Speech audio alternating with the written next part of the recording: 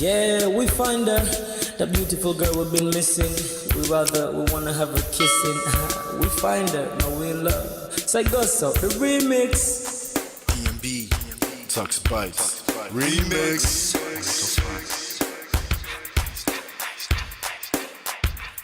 Now if I had to lose you like a bad phone connection, I'd change my game to get a better reception. Sit back, let's start this interaction. Don't fight the feelings, just a chain reaction. Your heart won't give you the wrong instructions. Like my GPS, yes I got the right direction. We gotta merge together like a road intersection. Last stop is gonna be my love and affection.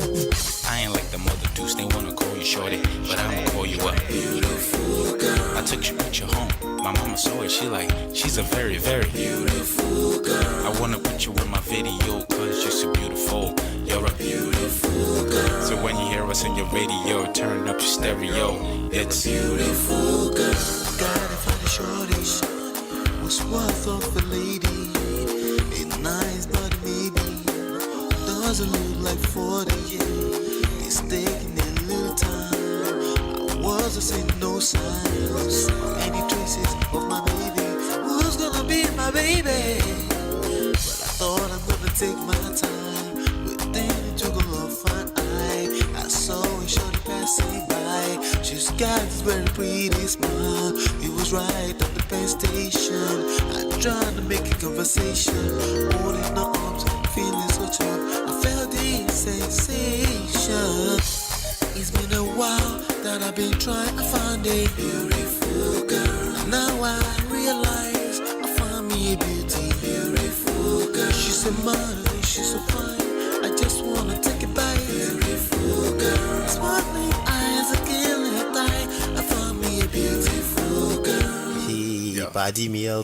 My wish came true when I saw you, girl. God must have blessed me with your beauty, girl. Looking so right from your head to your toe, shaped like a Coke bottle with a smile of a queen. My queen to be, you my destiny. Got a body of a goddess with your beauty. I'm impressed and I'm never in distress. Come on over and be mine. Been searching for a man and now all the cats keep looking to mine. With a sexy walk and a sexy talk, she must be from a planet called the sexy world. I know I ain't tripping, better yet I'm thinking put a ring on the finger, we look good together. Take your place in my heart with your beauty. I'ma say that I'll never turn away. Who would think I'm in love? Such the way she smiles at me just really makes me weak. The way she speaks to me just really make me go so weak. Keep staring in her eyebrows. All I kept on saying is wow. If you touch as a breeze at night, all I really want in my life. Oh yeah, it's been a while that I've been trying to find a beautiful girl. Fine brown eyes. I found me a beautiful girl. She's my model, she's so fine. I just wanna take it. Beautiful girl, sparkling eyes, killing tie. I found me a beautiful girl. Yeah, beautiful girl, beautiful girl. Yeah. Beautiful.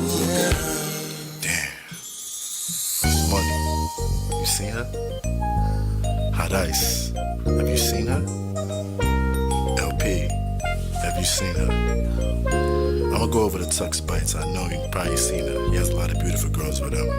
Tux, it's DMB, baby. Look. I look for a while, but I can't seem to find a beautiful girl so I can make her mine. Time after time I've been searching for a while, but every girl I meet never seems worthwhile. What can I do? I pray to God for an answer. I feel pains in my heart like cancer, and when I find her, I'm gonna romance her. Lace up with presents and gifts, call me Santa. Claus, I make a heartbeat pause. That's my girl, homeboy, not yours. The girl of my dreams, she's more than I ever thought. Show me ass and picture, I think I'm getting punked. She's what I really want, so I'ma go get her. Since I'm a go getter, you know I'm gon' get her. And I will give her the world, anything for my beautiful girl. Psych. Ooh, it's been a while that I've been trying to find a beautiful girl. Fine, brown eyes. I found me a beautiful girl. She's my model, she's so fine. I just wanna take it. Beautiful girl. Sparkling eyes, killing time. I found a beautiful girl. Girl, it's your love that I've been missing. I miss all your hugs, your touching and kissing. Make love on the floor, the couch in the kitchen. One love enough, we done enough.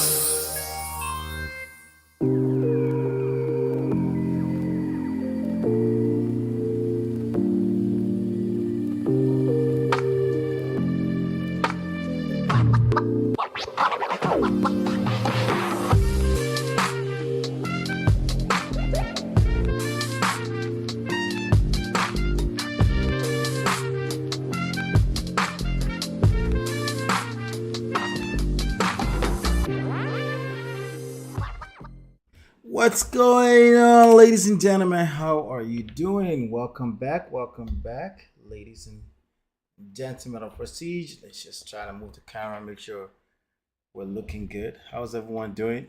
Good. Let me just make sure, if you can hear me loud and clear, just say something. Let me know you can hear me loud and clear. I'm gonna check myself just to make sure that looks like we're good. How's everyone doing? Welcome back, ladies and gentlemen of Prestige. Do me a favor, hit that like button, share and subscribe as you're coming in. Make sure you're subscribed. Can you hear me clearly? Let's see. Can you hear me clearly, D-Love? Can you hear me? Let me just make sure you can hear me first. Can you hear me? Yes, loud, clear. Yes. How are we doing out there? I just want to hear loud and clear, then I can do some shout out really quickly.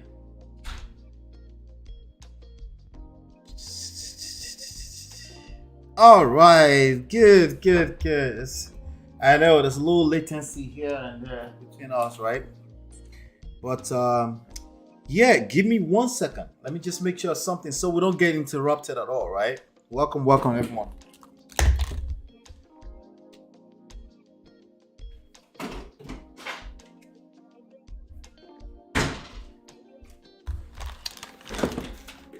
Yeah.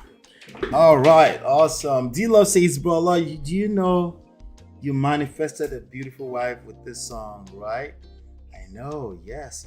I actually wrote and did the song. I wrote the song before I met her. I actually did a different version before I met her. This is the remix. But yeah, thank you so much. Let me just do some quick shout out. We have a very good topic to cover today. We have some reactions to do together. How's everyone doing? So shout out to you, D-Love. Thank you so much. Hey, for me, good to see you. Angela, good to see you. Hit that like button. Thank you so much. Do that for me. That will signal the algorithms that we're hanging out here. Shout out to D'Souza. D'Souza, good to see you. Pretty lady, good to see you. Good evening. All right. And we have Shay. Good to see you, Shay. All right, good. Let's talk about Daniel ETIM-EFFIONG today. All right. Before we dive into that, If you're not part of the group yet, join the Prestige family at www.lolaandola.com/WhatsApp. Also, we're designing some t-shirts. If you want to represent the Prestige family out there, we're designing some t-shirts that you can easily pick up online. So look out for that. All right. And yeah, we're over here. We'll talk about relationships. We'll talk about power dynamics in a relationship. We'll talk about seduction, attraction, marriage, those kind of things, right? We talk about the principles that make long-term romantic relationships work. We don't really talk about how to attract for short-term purposes. I think there's more than enough materials out there for that. Okay, all you have to do is do some thirst trapping on Instagram. You can attract all the men you want. And if you keep your eyes on the bag, gentlemen, and you're making a lot of money, you can attract all the women you want. The question is that, can you keep them around? Can you attract quality relationships? This is where majority of what you'll see out there falls apart. Okay.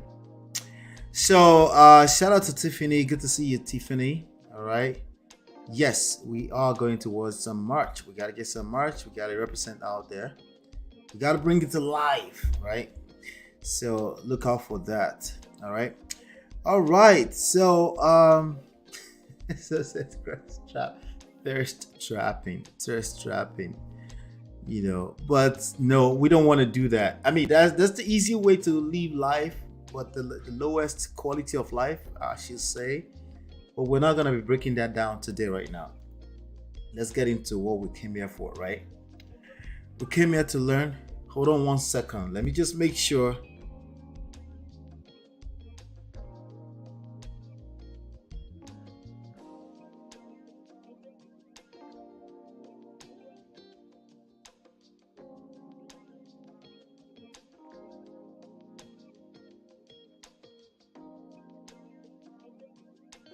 Sorry about that. I just want to make sure we have a clean stream, you know. Sorry about that.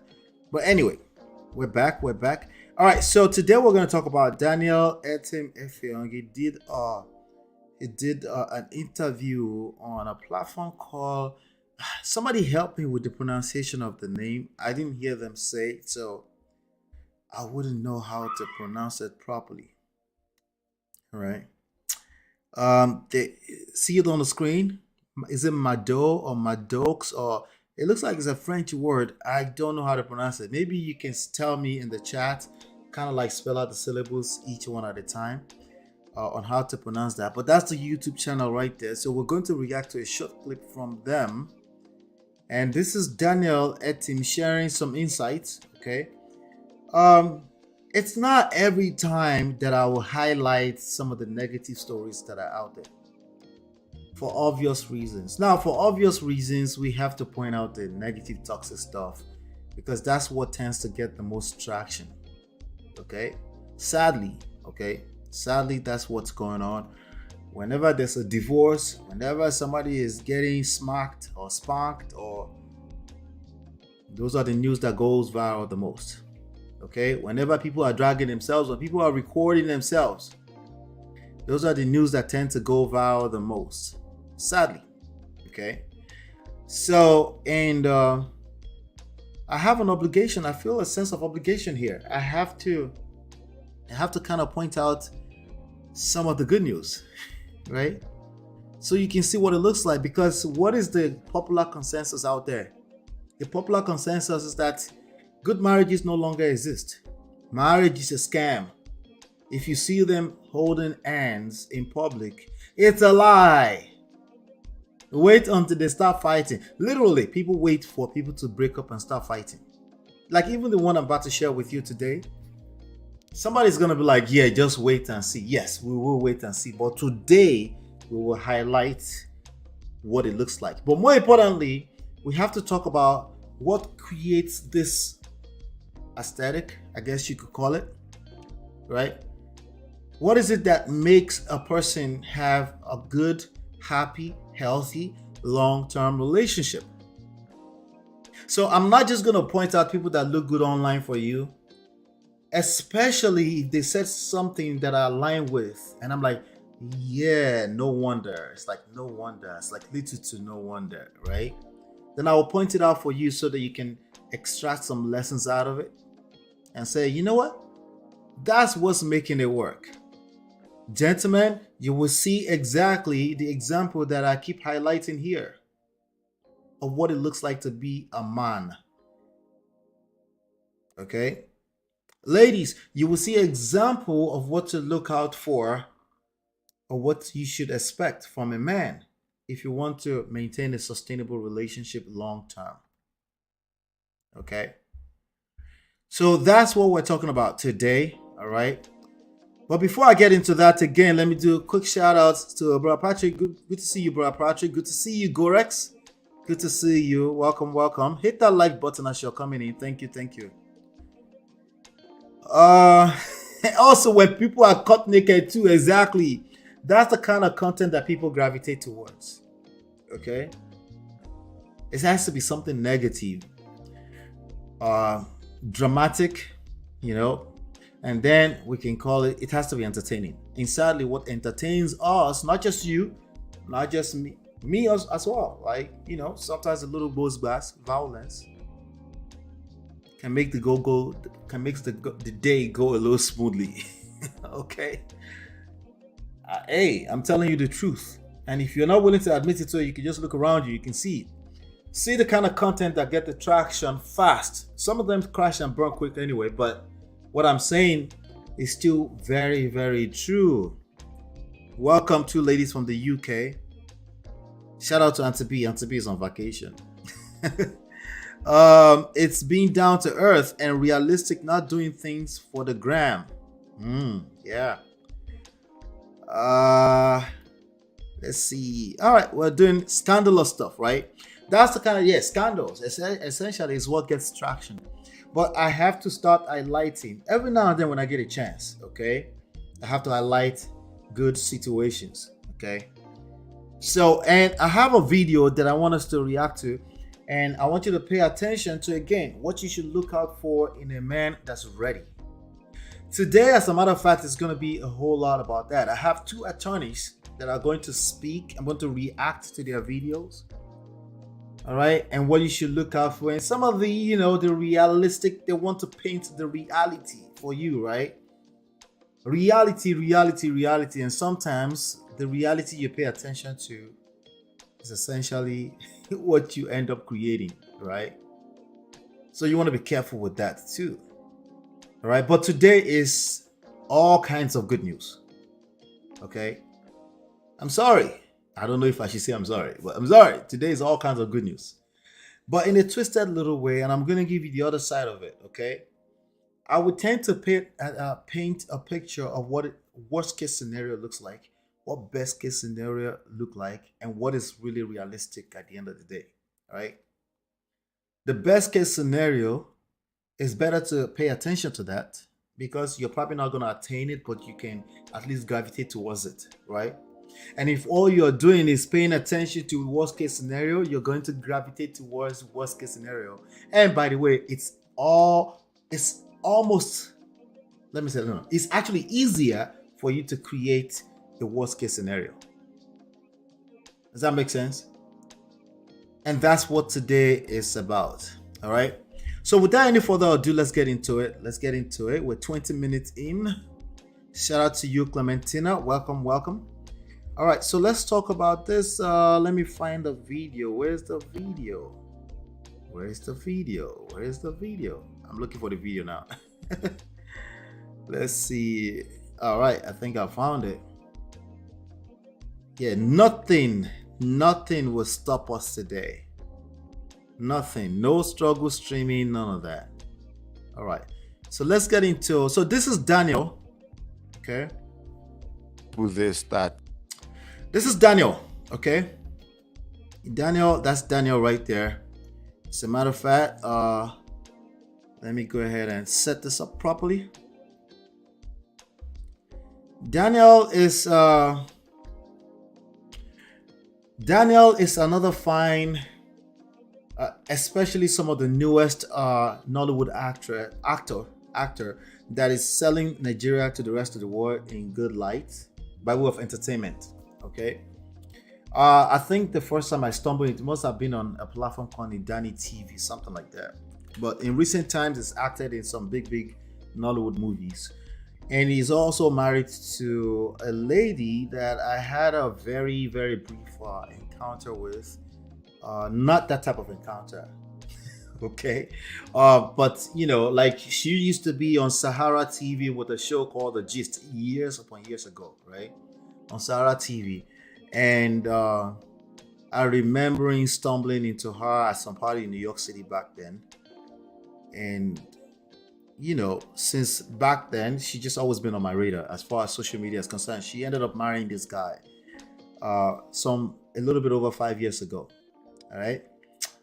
And 5 years is that mark where a lot of people are really thinking about calling it quits. Okay. That's that point where people are thinking like, you know what? Maybe this is not going to work out. A lot of women, about 70 to 80% of them are throwing in a towel at that point in time. Because honestly, I can't blame them. I can't judge them. It's a question like that, do I have a whole good life ahead of me? Or is this normal to be in a toxic situation? A lot of them are in that situation. And also a lot of them have the shining object syndrome. They have the grass is greener on the other side syndrome. Okay? A lot of them have that as well. It's not cap. Okay? A lot, like a whole lot. Obviously, for obvious reasons, social media, because of couples that flash, how affection, their public display of affection, so they start to feel like maybe it's better on the other side. It's actually true. Some people actually have more toxic stuff going on inside than what they show on the outside. That's also very true. All right. Yeah. Somebody say I like him on the men's club. Yes. I think my wife and I pick up the men's club every now and then when it comes out every season when we catch it.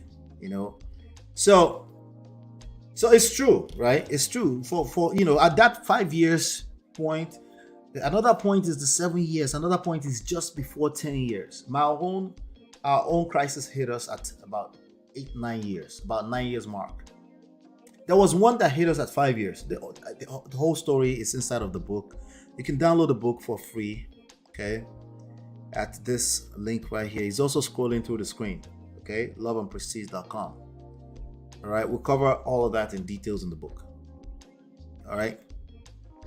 So at about that 5 years mark is and for this guy to be sounding like what he sounds like on this video we're about to watch, I am glad that there are still some men out there who really men don't fall out of the skies with this kind of knowledge. I want you to be careful about that. They don't fall out of the skies. As a matter of fact, a lot of common sense is a terrible guide to relationships for men in 2023 and beyond. If all you're using is common sense, you go collect. Common sense is terrible. It's a terrible guide, I should say. Common sense is good for all, obviously we're all getting by way of common sense, okay? But for you to use that as your guide, meaning the knowledge or wisdom or this level of the brain thinking 1 equals to 1 must equals to 1 plus 1 equals to 2. If that's what you're using in relationship, you go collect.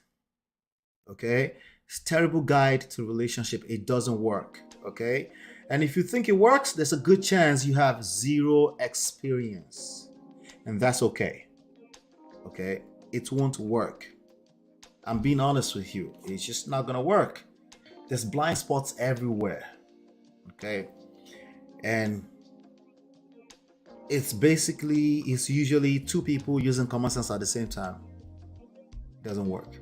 Okay, so I'm telling you right now, the kind of stuff that this guy is about to spit, I'm going to react to. Men don't fall out of the skies. They're not born with it. Okay, they might have an idea, and usually they're not able to pay attention to it or be receptive of it until they've collected. Okay, water. All right. So if you can't reason, if you say no, F that, we can't do that, that doesn't make any sense, duty over happiness, if that's how you're talking, hey, shout out to you. Good luck. Okay. We will be here when you come back. Okay. Hopefully you are able to make it back. Okay. So let's keep going. Let's get into it. All right. Angela says that's probably the time you realize that all the prayer and fasting is not cracking the code if they are badly behaved. Let's get into it. I wherever I go, I try to speak about marriage and my marriage and speak about how wonderful, it is and all of that. But I'm trying also to paint a realistic picture and All right. So for me personally, I am putting some effort in painting how wonderful marriage is. But I have to be careful because some people, when they hear you say that, they shut off instantly because all they can think of is how terrible marriage has been for all the stories they've been paying attention for the last 3 months, 6 months, 1 year, 3 years, 5 years, their whole life. Okay, especially if they grew up in a very toxic situation. So I have to be careful with painting marriage as wonderful. So I get where it's coming from when it says I have to, I want to paint some reality. Okay, the truth is that there are some reality, particularly because you are a human being, because you are married to another human being, an entirely different human being completely. Yeah, I know. You were supposed to be one. You committed. You went to that pulpit and you committed. It was supposed to be happily thereafter. And then suddenly this dude keep watching this video and they said, no, it's duty. And then he's not happy. He's not able to say he's not happy because after all, it's duty, right? And everybody just collect woto, right? It's just confusion everywhere, right? But I still want to put attention on saying marriage is a wonderful thing. Not just from saying, you know what, marriage is wonderful and all, but that's negative. Anytime you're like, marriage is wonderful, but this negative. They're about to tell you, when they say but, right? They're about to tell you the story they heard on the internet yesterday where Basket Mouth was collecting woto from his wife of 12 years. Okay, that's all they know. That's all they pay attention to. Or where freaking Yole Dochie is dragging his wife and his whole family through the internet because he wants to be an audio polygamist. When you hear but Betty, right? So there's a balance, okay? Now, when we say we want to paint the reality of marriage, a lot of people's like, yeah, I knew it. No, it's to paint a picture like these are two human beings coming together and there will be some friction. And being able to prepare yourself for such friction is everything. Both men and women. If everything falls apart and everything is not working, you are the man. You need to figure it out because you go collect more from a physical, financial standpoint for the most part. If you live in the Western world especially, okay? And women, if you're a woman, you will collect more emotionally from an emotional standpoint. You will be confused. You will lose yourself. You won't know how to attach meaning to life anymore. It will become, you will misdo, you will misyan. You will use your own hands to destroy your home.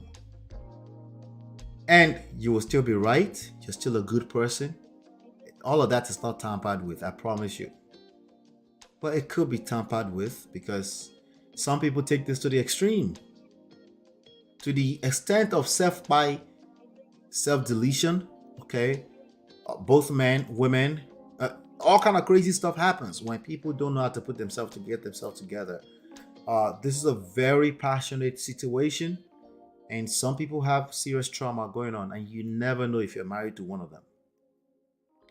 So what I just said almost painted a very, very toxic picture. You see how that started to feel? You see how you started to gravitate towards that?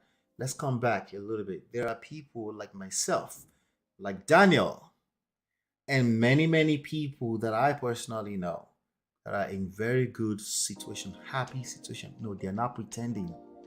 No, it's not because they haven't collected. They've collected, but they figured something out. And it's basically they've agreed, they've concluded that it's all worth it. Okay, so let's keep hearing it. let people know that, I mean, there'll be challenges. Of course, it's not easy. Yeah. There's nothing great ever that comes easy. If it comes easy, suspect it. There's nothing great. You have to put in the work. There's nothing. This is not about marriage. There's nothing worthwhile, nothing good that comes easy.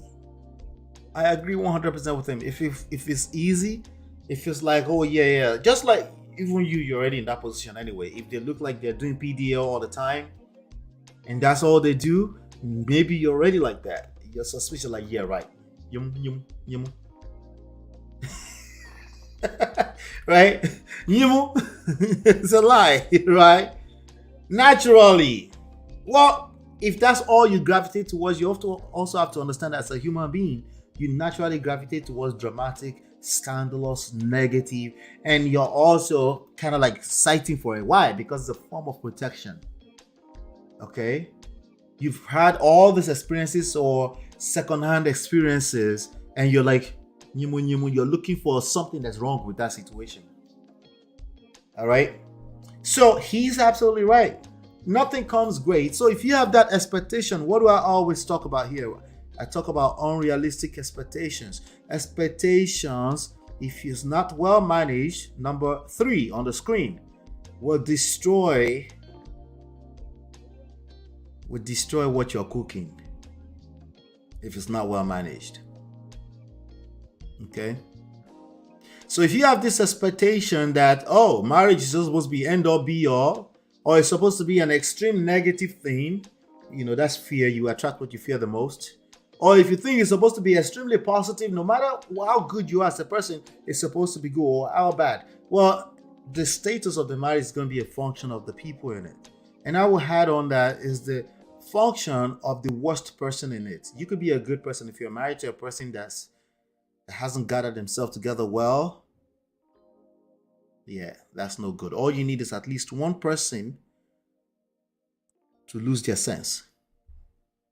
Okay? Now, if you are a part of the Prestige family and you're trying to fix your situation, okay? As long as we're not talking about some extreme physical violence situation, if it's all emotional, all you need is you. Listen to me. All you need is you to fix it. You have that much power. Somebody say, oh, don't ever put that kind of weight on yourself. You need both people to agree. Well, that's not realistic. Okay? When you thought you were agreeing, there's a good chance the other person has been busy working on themselves, influencing you for a few weeks, a few months, a few years. They've been working on the marriage silently, and you're like, oh no, we came to the table together. No, that's stop the cap. Okay, that's unrealistic. Stop the cap. There's no such thing as we both met at the table and everything was perfect. It doesn't exist. That's one person that's gonna be like, I want to fix this situation. I'm going to engage my seduction skills, right? And you might like, sometimes it's not worth it. You're right. You're right. Sometimes it's not. You're right. All right. You're right. But if the fight is in you and you have a marriage and you have children and you want to keep a roof, you want to keep a family together, it is worth it. Okay. And it's only natural that you say it's not worth it because you're in that space where you are, especially emotionally. See, if it's a physical situation, it's easy to say this is just bad. Don't work on it. It's very easy, right? Because, hey, but when it's emotional, it's harder because you're like, wait, this is emotional abuse. Like, I'm not supposed to tolerate that, right? And sometimes you're like, the verbal attacks is too much. And I feel your pain, okay? But go and ask every good marriage that you fancy, that you really admire. They've been there, they've done that. Does that mean it should be normalized? No, it needs to be addressed. That's what we need to be saying. It needs to be addressed, it needs to stop. But the idea that you must pull the plug, by all means, because they will never change. No, you're wrong. People change all the time. All the marriages that you know and you admire, they've been there, they've done that, they've been through that. process. If they haven't, they would. There's nothing to figure out. Okay? And just premarital counseling, which is nice and cute, is not enough to stop you. When you get in that situation, everything about you will be tested. Let's keep going. You have to put in the sacrifice. It would get to your nerve. People, and you know what's funny is the people who you love How realistic is that? that would test you the most. So you have to, and of that would test you the most. So you have to, and what's funny is the people who you love that would test you the most. So you, and you know what's funny is the people who you love that would test you the most. People are not coming off the street to come and test you. Okay? People are not coming from the streets to come and test you. They're not coming, strangers are not coming off the street to come and test you. It's the people in your life that will get on your nerves. You see how much that is like, oh yeah, but that's common sense. But how you know how hard it is to remember that when you're married to a person and they're getting on your nerves? What do? You overreact. Why? Because he should know better. She should just be an adult too, right? You don't have that space. You can't give grace because you're using common sense. She should be an adult too, right? Oh yeah, I'm using common sense now too, but it's a function of experience and some stuff that I've learned, right? The idea that you have a more realistic expectation that is the people in your life. Yoruba people say, "Eni ba ni sun la n jaru palu," right? That means the people that sleep in your bed are the people that will smack you sometimes in the middle of the night. Not because they want to smack you, it's because they're swinging their hands like this and they're trying to move and you're like, whoa, right?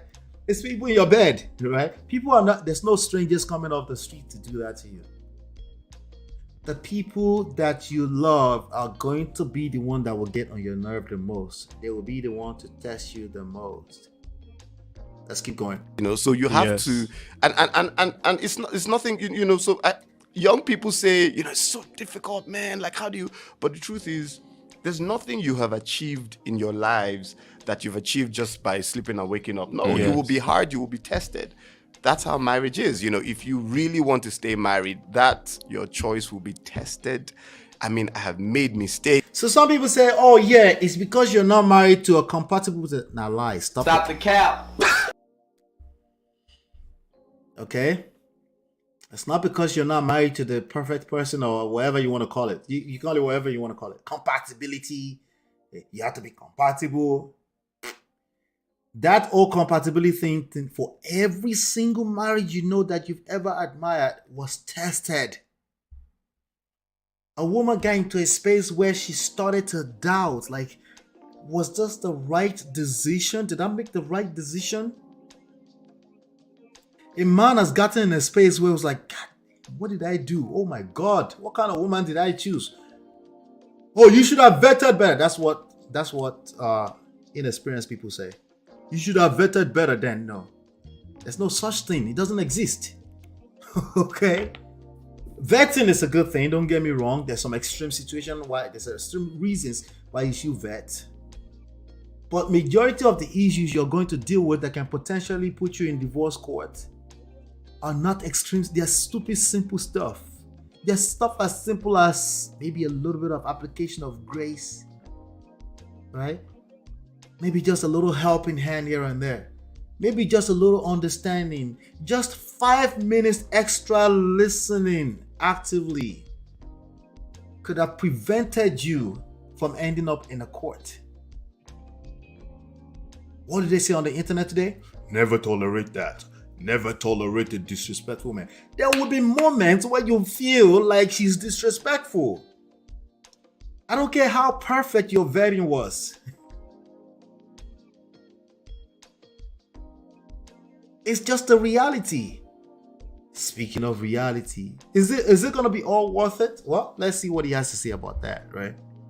I have learned from my mistakes. I have grown, and all of that. It's a journey, and in that journey, you would encounter different challenges. You just have to make up your mind that I will grow through it. I would learn. I would overcome challenges, and I would have fun, which is most important. All right, let me see. I think there's one more. So it's a journey. To survive it, It's not some random destination where everybody is happily ever after. The only way you can claim that if it's life is not like that either. So don't expect marriage to be like that. So even if you're avoiding marriage, life is still not like that. Life is not some destination. The only thing closest to it is the day that you buy.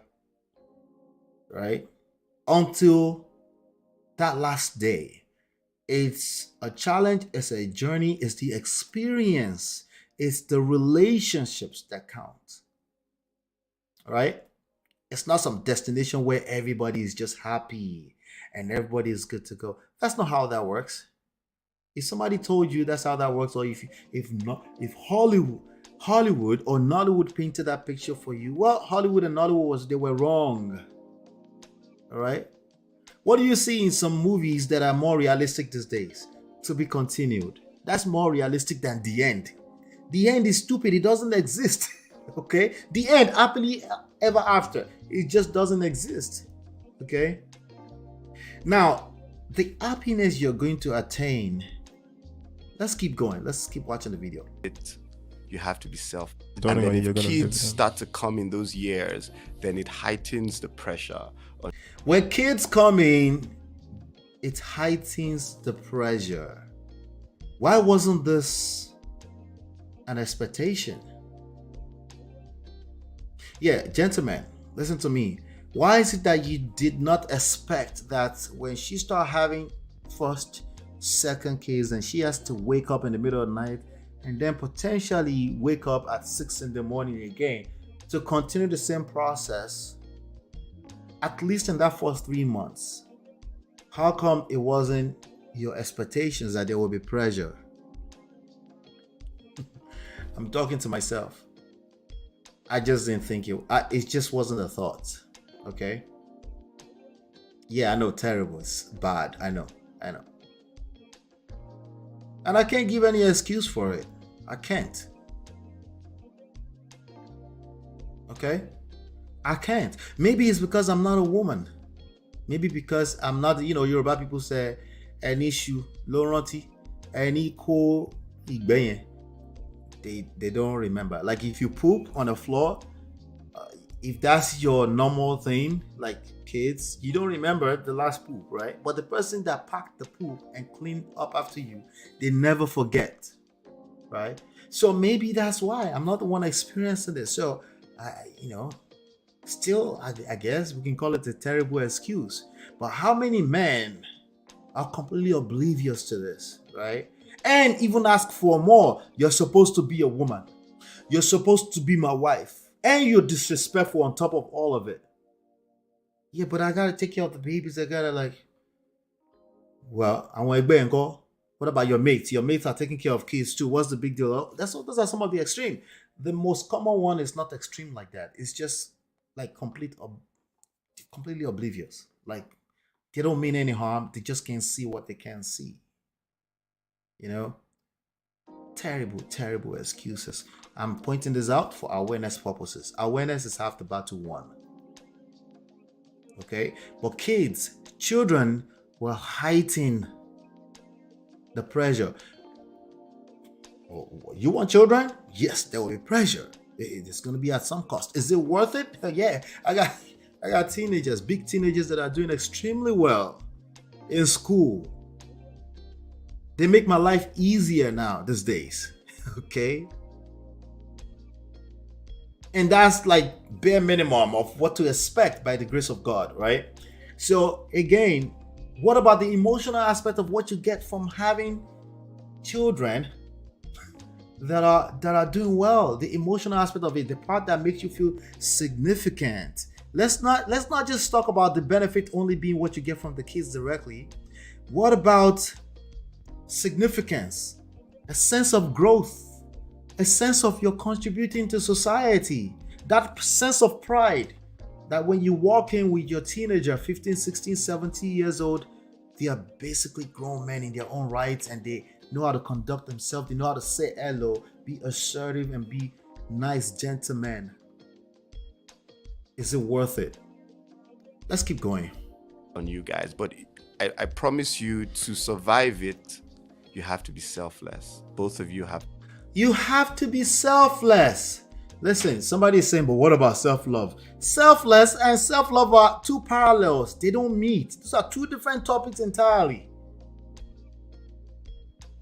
How are you going to be in a family structure and you're like, yeah, but self-love first? Yeah, duh. Yeah, of course. Self-love first. Because you can't give love if you don't have love for yourself. We get that. That has nothing to do with the sense of selflessness when you enter a marriage. Especially when you have kids. It's no longer about you. Oh, gentlemen, this is more so for you. You're not supposed to use this to manipulate your wife.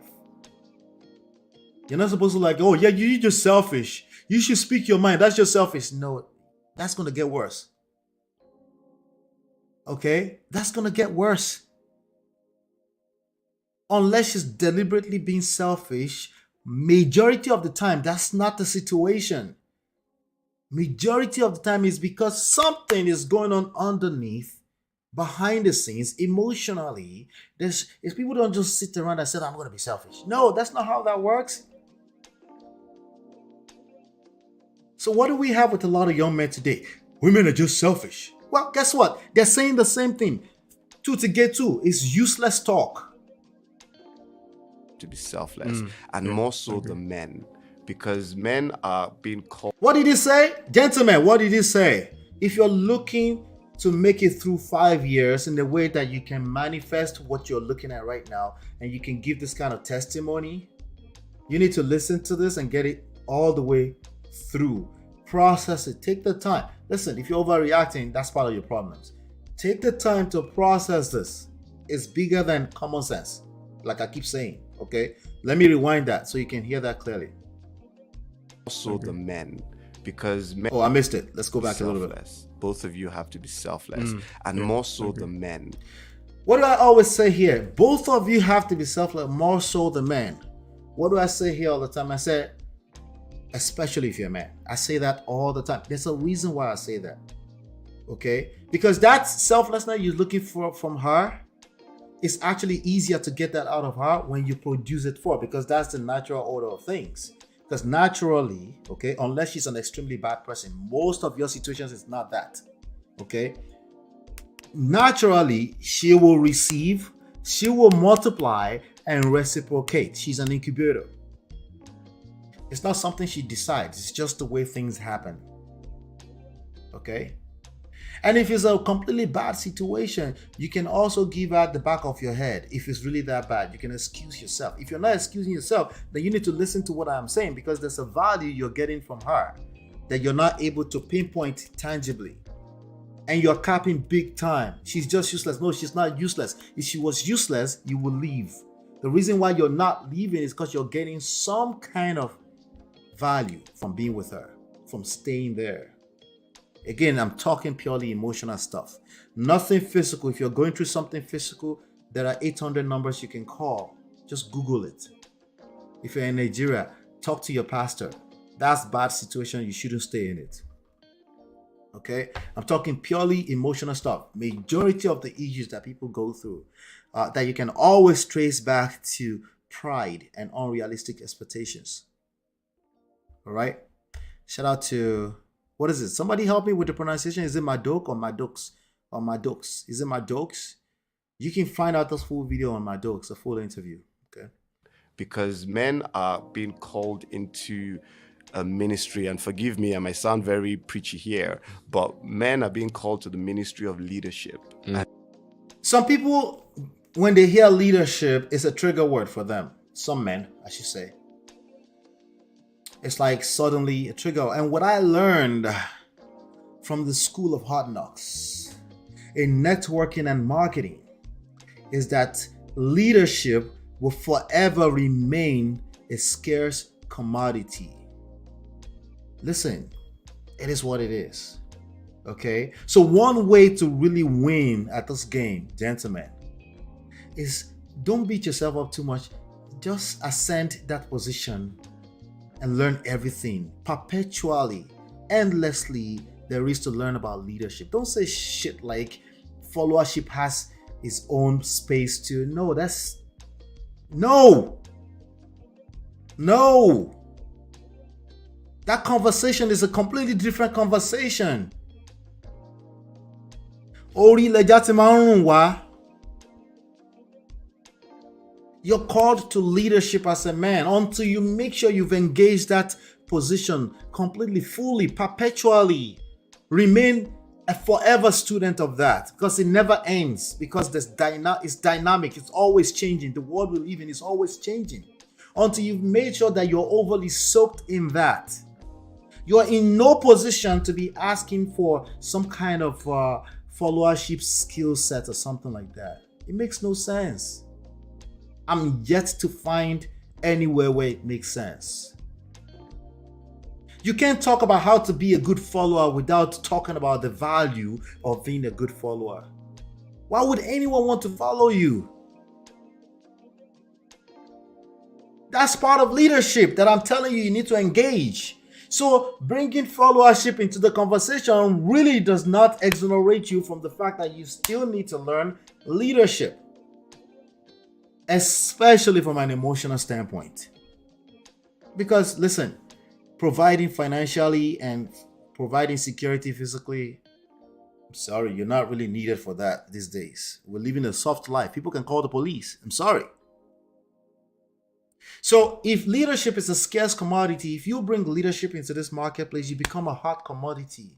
You won't last on the marketplace. You just can't last, because people, they shine their eyes. They're scooping people off the streets easily. Let's keep going. Leadership is... Hey, ladies, you're not exonerated. Selflessness, marriage, they go together, okay? Okay? There's no, oh, I'm just going to do me. No, you can't do that inside a marriage. No. Like, hey, do you tell me when you're like, I should tell you? Come on. This should be natural anyway. But if you're in a space in your marriage and you're finding that you're questioning having to answer to the authority of the relationship itself, it's not to a person, to the relationship itself, right? If you're having a hard time, it's because you don't feel safe and secure. You need to address that, because nothing good will happen henceforth. It will all fall apart. Okay? And a man needs respect. It's not a wants. That's two different things. He needs it. It's not something he can spell out. If he's spelling it out in words already, it's already just that bad. Because it's probably just going to get worse, you know.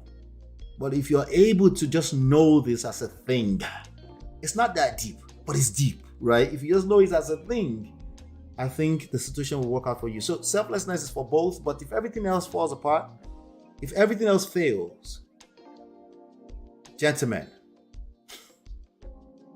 this is your own calling particularly, okay? Sacrifice. Of You course. know, it comes with a lot of...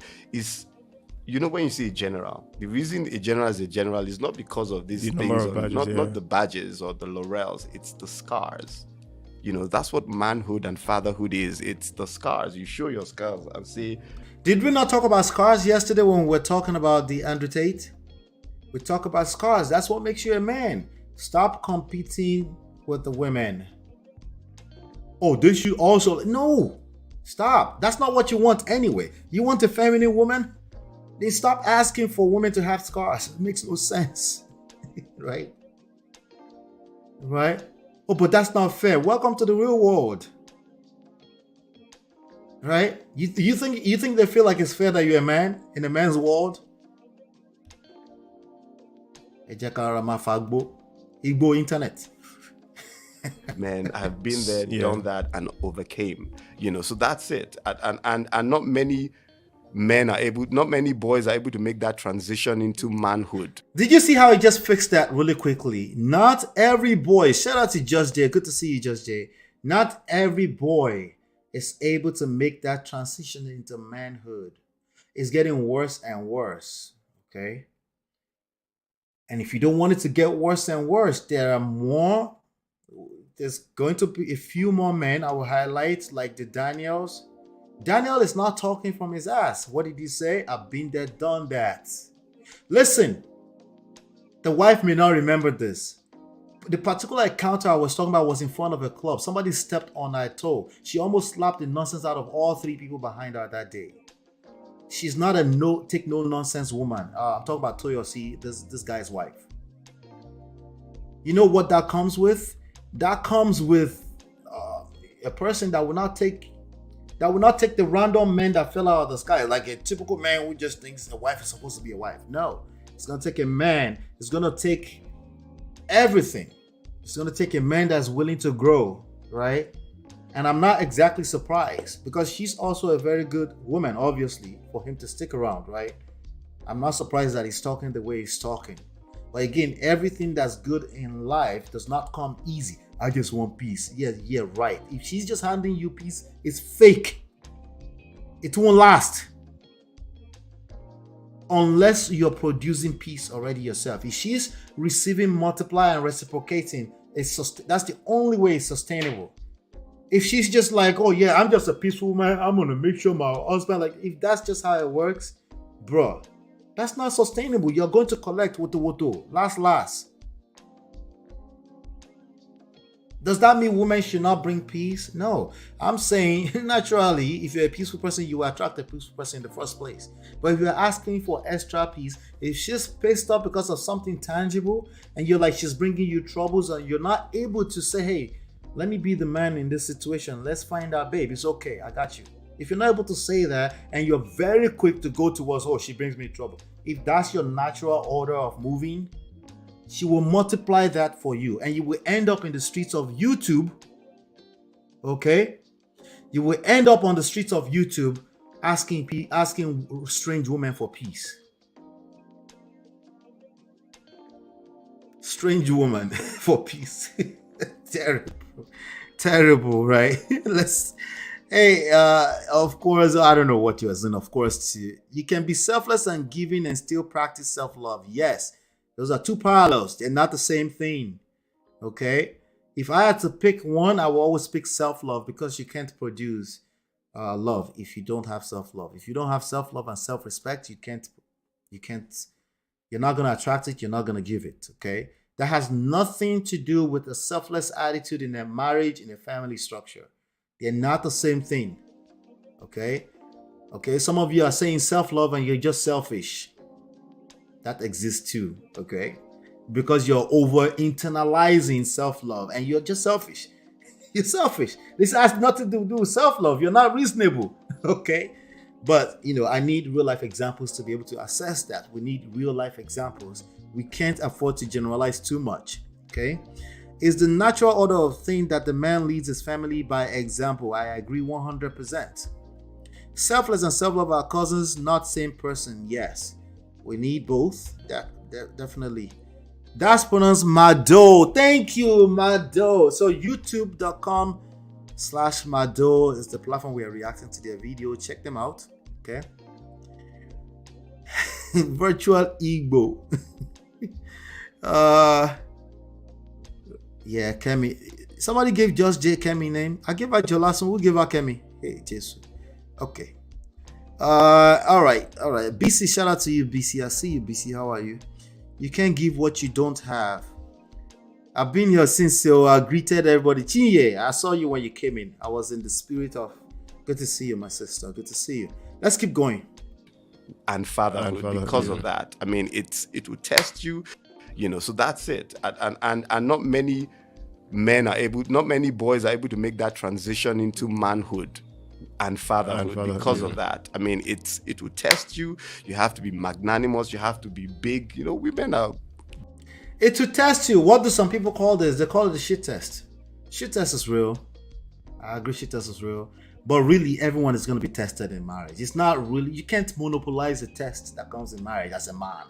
Oh man, because I'm a man, you're going to be tested. Like, it's true. Women will test you. Okay. But everyone is tested in reality. Realistically speaking, everyone that entered this institution as a mortal human being, just a typical human being who fell out of the skies, who has never experienced it before, will be tested. Everything you've ever believed in will be tested, including that vow that you took, that you probably weren't paying attention to because there's so much going on. There's all these people in this beautiful environment. Like, have you been to wedding recently? It's always beautiful. There's nothing, you can't think negative in that space. You can't think realistically in that space because it's a wedding. Duh. Right? So you don't know what you're agreeing to. You just don't know. You couldn't comprehend it even if I explained it to you. But now, after you've gone through and you start to collect small, right? Like, whoa, it's getting real, right? It will test you. That is a good thing. That is a good thing because that's where growth lies. That's where majority of your growth comes from. Let's keep going. Beautiful and amazing people, but the way they are wired is very different. Women are beautiful and amazing. You know, women are beautiful. Women are beautiful and amazing people. And amazing people. But the way they are wired. There's a dumbass saying he's pandering somewhere right now. I guarantee you. There's a slow person somewhere saying that right now. It's okay. I understand. It's the fault of the internet. Okay? Now come forward. Come closer. Okay? Because it's going to say more. Right? You know, the kind you're like, happy wife, happy life. That's just terrible. No, you're slow. Okay? You're just slow. Because you're taking that literally.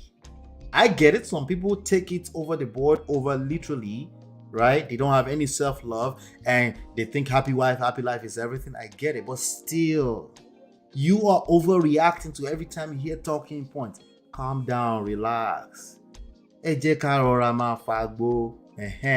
Women, it's a fact that they are beautiful and amazing. If they weren't, you wouldn't want them. Not even to honorably carry her with. There's nothing strange about that. Unless you're caught up in your feelings, of course. Unless you refuse to heal from that past experience, of course. What did he say after that? He's getting somewhere. It's very different. Very different from the way men are wired. And so to test your wiring, to test your... It's different from the way men are wired. They need to feel safe and secure. That will be tested. What does that feel like on your end? Sometimes it will feel like disrespect. The question is that, are you a man enough to discombobulate that and bring it back to where it's supposed to be? Make her feel safe and secure. She does not decide to respect or submit or trust you.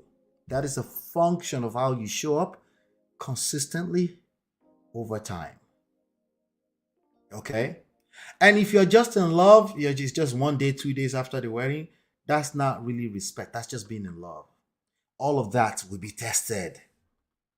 Your makeup, your mental, emotional, and your everything, would test everything about you.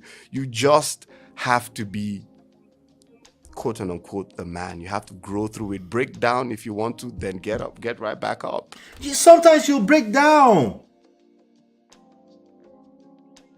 Sometimes everything will break down. Sometimes it's to take your whole family away. Actual divorce.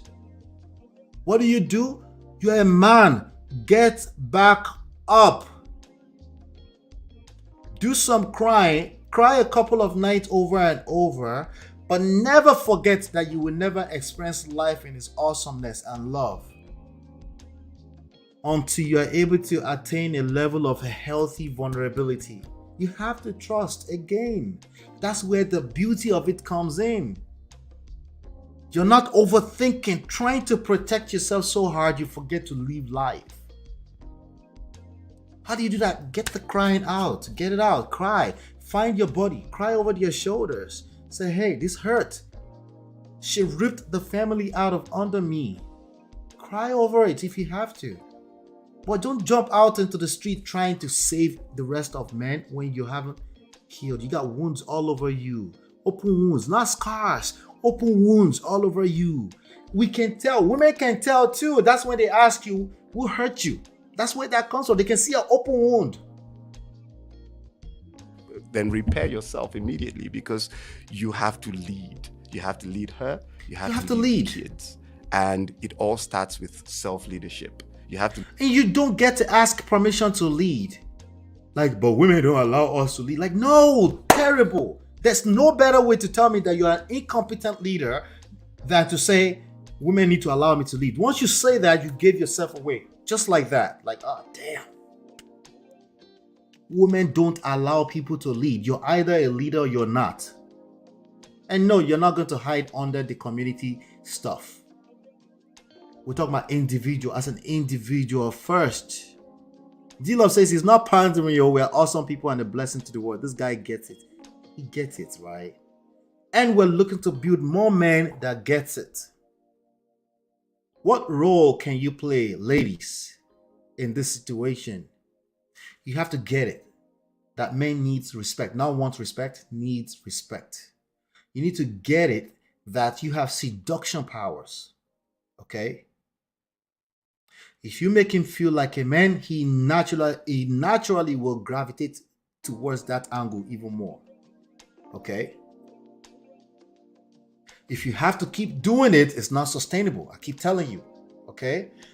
Man carry millions of human beings in his sacks on a daily basis. Okay? He shouldn't need you to keep doing that. If you're able to do that, it's better. You get it? Right? But an occasional, once in a while, it boosts things. All it needs just a little bit here and there. It will go mad. Because it's a simp anyway. Okay?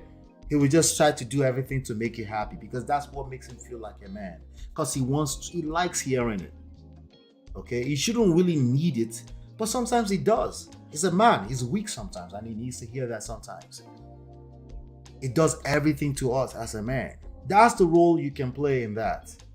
But if you're the fuel, it's not sustainable. Not in this social construct. Maybe in 50 years' time, Sha. Not now. Lead yourself first before you lead your family. And that self-leadership, it starts from... You have to lead yourself first. What do we talk about emotional intelligence here is understanding your own emotions first. And then the person you're dealing with, and then the society at large, because social skills is a key. It's a major key in all of this. You don't get to say, no, I'm going to push against society. If you want to push against the society, then you better have some set of rules. You better have some experience, because society would completely destroy you. Go and ask Andrew Tate. Okay. Singlehood. If you can't lead yourself as a single man, you can't just automatically become a leader as a father or as a husband. It's in the little things. It's in making the tough decisions. It's in standing by your word. It's in the fact that your family. It's in the little things. It's a leader as a father or as a husband. It's in the little things. It's in the little things. Okay? If she's disrespectful, learning how to walk away from that situation, or learning how to listen actively, you gain a little extra respect just like that. Like what most men do is like they're looking for a massive one day. She just wake up and get an epiphany and say, you know what, my husband, I've been disrespectful. It doesn't work like that. Okay? That's not his. It's small. The little things. Just being able to actively listen right now, you gain a little respect. She talked for another 2 minutes. She catches herself. You know what? Let me calm down a little bit. Then you gain just a little bit of respect, extra like that. Being able to walk away and say, you know what, babe? Let me think about what you said. I got to take a nap because I got work in the morning. Babe, let me take a shower and let's talk even more about it. Learning how to do little things like that. Oh, sorry, babe. Oh, I put the toothpaste in the wrong place. Come on now. A little banter here and there. You gain a little respect. But if every time they say something so little, you get caught up in your emotions, how you get caught up in your emotions too, how can she feel safe and secure? And you're like, but you're just saying the right thing. Dude, it's not about right and wrong. But it's about how she feels. Okay? And it's like little micro feelings, and yes, it becomes a big thing. And then you can boast of, you know what? It's been 15 years. It's been 20 years. It's been 5 years. And I can speak like Daniel. The way Daniel is speaking, I guarantee you, I know somebody's waiting on the side. I say, never say never. I know. So I can't guarantee. So I take that back. But there's an extremely low chance that his marriage will fall apart. Just look at the way he's talking. It sounds so simple, but it's basically a man who is responsible. Not just responsible, but taking responsibility and say, you know what? I'm the leader. So no, I'm not going to give the credit of leadership over. I'm not going to give my problems away to my woman. Right? It's in making the tough decisions, is in standing by your word, is in the fact that your family can depend on you when you say, look, this is what we need to do. Dependability. To survive it, you have to. Dependability, right? Fantastic. Yeah. Let's see. D-Love says, legit question, not even joking. How do you make someone feel like a man? Shouldn't he be a man already? So the keyword, thank you for that question, by the way. The keyword is feel. He's a man already. You're right. He's biologically a man already. Okay. But you can agree that sometimes a man is not feeling strong. He's not feeling like he's reaching his goal as fast. It's not feeling like it's there yet. Feelings are the key word, right? And you can only imagine what it would do to his brain if you say, babe, you got this. You got this. Of course you got this. Of course you can do this, right? So now what if you are in a conflict and a situation, right? That's a very tough one because there's a good chance you're caught up in your feelings and it really should be leading that. But there are things you can do too, right? Babe, listen, all I'm asking is, this is what I'm saying, okay? Let him talk. Understand that he's probably coming from you. He's probably asking for respect. If it's a family and it's a marriage already in it, you have vested interest in making sure you keep that home together too, right? So sometimes it's just making him feel like a man, like, okay, babe, I got you on this. I know this is what you're trying to get us to do, but can you please, right? This is what my wife told me once upon a time. She said, you don't let me get away with anything. Think about that for a second. Process that properly. You don't let me get away with anything. She's acknowledging that I have to let her get away with some things. Okay? What do we do when we hear the word, ladies, what do you do when you hear the word allow? You get triggered. What if that's actually a powerful word you can use and flip? Right? Baby, I just wanted to know if you would let me, I just want to know if you allow me to, like, what do you mean? If it's a modern man, he'll probably say, no, what do you mean allow? Babe, that's okay, right? But it's not that simple. There's a lot that happened internally from a feeling standpoint. He felt edified. He felt like he was valid, right? Now, ideally, I want him to be a man and be validated regardless of you making him feel valid. But we enjoy it. I'm just being honest with you. We enjoy when we feel validated by you. It's a feeling. You don't have to validate us anyway. It really shouldn't be waiting for that. So if he's not waiting for that, doesn't mean it doesn't have an effect on his feelings when you do validate the fact that he's the man of the household. It's the feelings, particularly. Very, very important for you ladies to understand. Because you'll be tested too. And you will have those moments where you're like, why should I have to rub your ego? Why should I have to stroke your ego? Like I said, if you have to keep doing that, it's not sustainable. You're right. But understanding that as a powerful tool of seduction that you can use once in a while, it's not a bad idea. It's just not. Okay? What do you want me to tell you? Because keep in mind, these are not the tangibles. It's just all the feelings. But there's one thing that drives all of it, the whole experience, is feelings. And yes, he gets caught up in his feelings too sometimes. Because it's human, okay? And oftentimes it will show us as aggression, anger, whatever, But you might need to learn how to tame that. Why tame him? He's not a dog, I know. It's the emotions. It's not the actual human being. If it's physical and you have to tame it, that's bad. You shouldn't stay there. You should call your father immediately to come and save you. But if we're talking just emotions, all of you are responsible for that. We need to slow down on the you make yourself happy stuff. It's true, but we need to slow down. Like everything else, people over-internalize, over-interpret, over-stress an ideology out until they bastardize it. So we've bastardized it at this point, okay? We've bastardized the idea of you make yourself happy. It's still very true. You should make sure you're a happy person first. But we're not going to pretend that your attitude around the household affects the vibe in the household. We're not going to pretend, okay? I'm sorry. Either as a man or a woman, we need to slow all the way down on that completely. All right? So that was Daniel. Shout out to Daniel. Shout out to Mado, YouTube/Mado for that interview. It was a longer interview. Go check it out, you know. But I thought he dropped some gems, especially for men there. He said, especially men, okay? You're called into the leadership ministry. It's always going to be required, okay? If you get into a space where you have to teach followership, teach it from a standpoint of you being the leader. That's a frame of reference. You're still the leader. You understand that you have responsibility as a leader. It's like, let me teach you how to be a good follower, okay?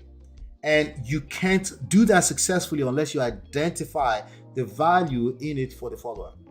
Because if the follower can't see value, it's a stupid ideology. It doesn't make any sense. Even you as a leader, why are you being a leader?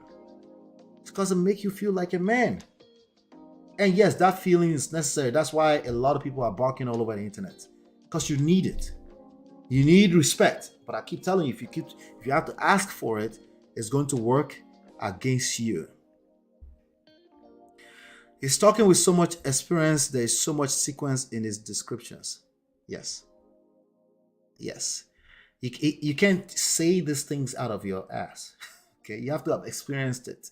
Okay, and when people don't have experience, it's very easy to detect them. Okay, they will say things like duty over happiness. Like, oh yeah, good, you're right. You know, and there are a few people that have experience that talk like that too, but you know they work because they have to keep repeating the same talking points. We need real life experiences. Okay, what does that look like when your wife breaks down and start crying for no reason? You don't understand. Well, there's a good chance you haven't paid attention. That's why you're not understanding. But are you able to pay attention now? Listen actively. What's going on, babe? She's not able to tell you. She can't sleep at night.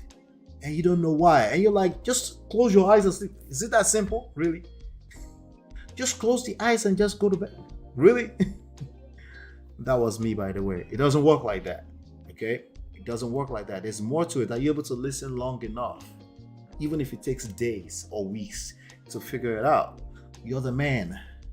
Is this your good moment to compete? You should just be an adult too, right? Anyway, we got two other stories. Men or women are different. Most especially you as a man need to understand that. I don't require women to understand that, because when leadership is properly situated, things align naturally.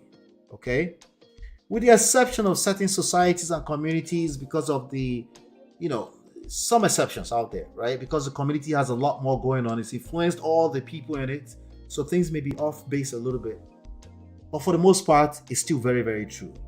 Men or women are different. One is not higher than the other. They come together, the masculine and feminine energy come together and create sexual polarity.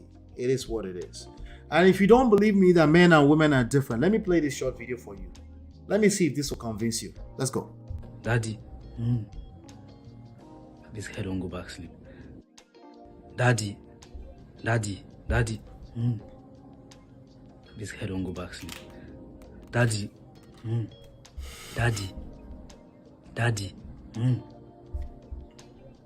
This hand to ask you something. Daddy, mommy. What happened? You want to kill me? What happened? Oh, dear. Anyway, let's move on to the next story right now. Let's see.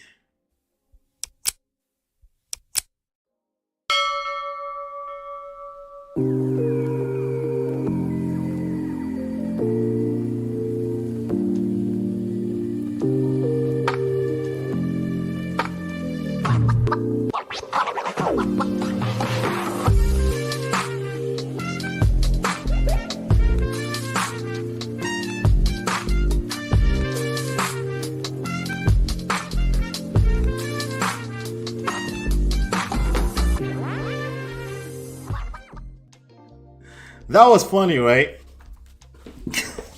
Yeah. So let's get into this. I think we can all agree that we're just different. Okay. So take the time to learn the other person, and there's gonna be a lot of things you just have to accept. Like you can't. I know you can't comprehend it all the way, but you just have to say it is what it is. After all, there's value I'm getting from engaging this man, this woman. Let me focus on the value I'm getting so I can get more. So instead of arguing, but you should be like men too. Why are you so masculine? But really, what you're asking her to be is masculine because you're making her feel safe and insecure. The more you ask those questions, she becomes more masculine. What do you bring to the table? Like, now she has to think what she brings to the table. Clap for yourself. You've made her masculine. But now she has to put a fence up. Somebody said, oh, there are even women saying this. There's nothing really wrong with that question. When she asks questions, they're like, yeah, you're right. There's nothing wrong with the question. Well, you're right. The only problem is that you are completely disengaged from the feelings you're creating, the vibe you're creating when you put yourself on that kind of edge, right? It's not really the question. It's how you ask the question. It's not even the question. It's about how you get the information you're looking for. What exactly is the outcome you're looking for with that question? Are there better ways you can get those value without putting yourselves on the edge, right? Put yourself in a position where the red flag can start flying all over the place, right? And you know yourself, you will capture the red flag when you see it. But you're not able to say, you know what? Maybe I helped create that. Oh no, but people should just be happy. But I said, no, we are social beings and we influence each other. That's just the fact of the matter, okay? Anyway, this video was shared by Daddy Freeze. Right now, we're going to talk about, let me see if I can share the topic. We're going to talk about 3 things that a man must know before marriage. You might say, hey, but this is for men. No, this is not just for men, okay? This is not just for men.